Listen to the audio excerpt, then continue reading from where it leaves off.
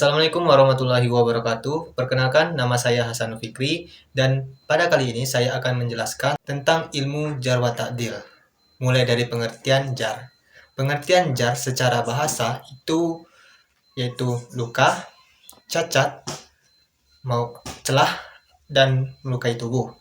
Sedangkan secara istilah, jar memiliki arti pencacatan seorang perawi yang disebabkan oleh sebab-sebab tertentu yang dapat menghapus keadilan dan kedabitan perawi.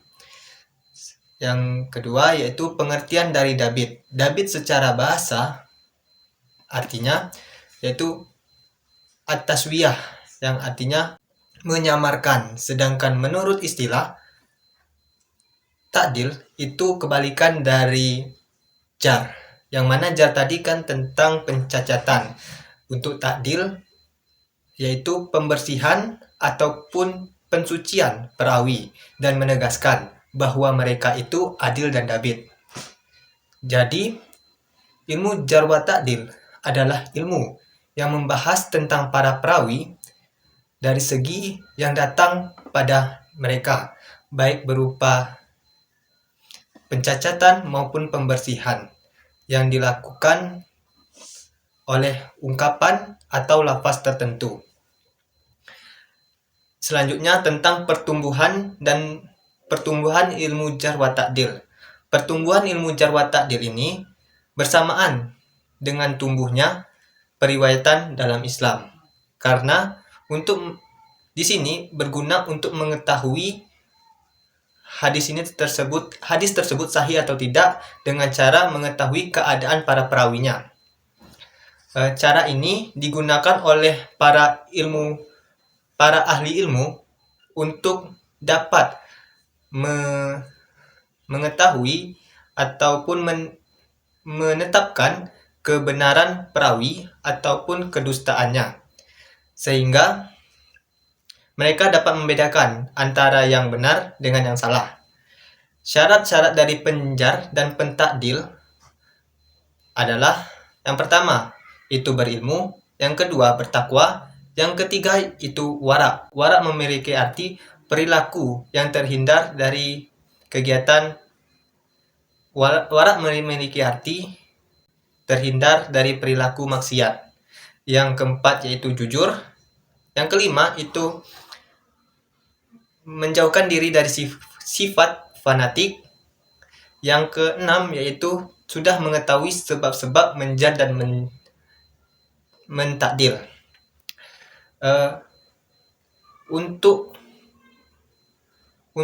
penjar dan pentakdil ada kalanya menggunakan mubham. Mubham artinya tanpa menyebutkan sebab-sebab, dan juga ada yang mufassar dengan menyebutkan sebab-sebab.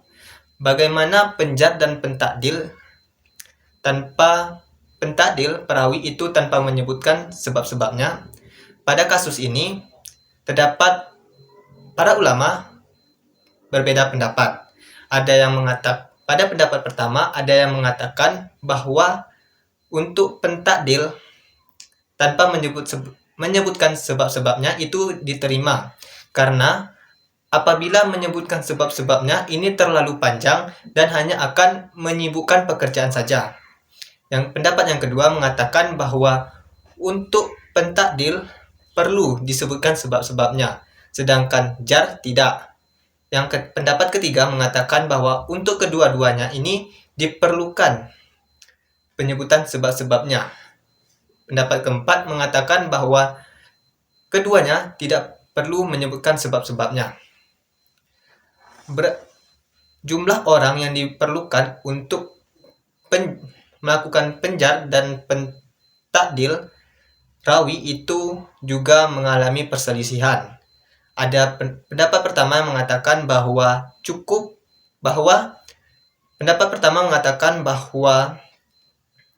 minimal 2 orang, baik dalam soal syahadah maupun dalam soal riwayah. Pendapat kedua mengatakan bahwa cukup 1 orang saja dalam soal riwayah, bukan dalam soal syahadah. Pendapat ketiga mengatakan cukup 1 orang saja, baik itu dalam soal riwayah maupun dalam soal syahadah.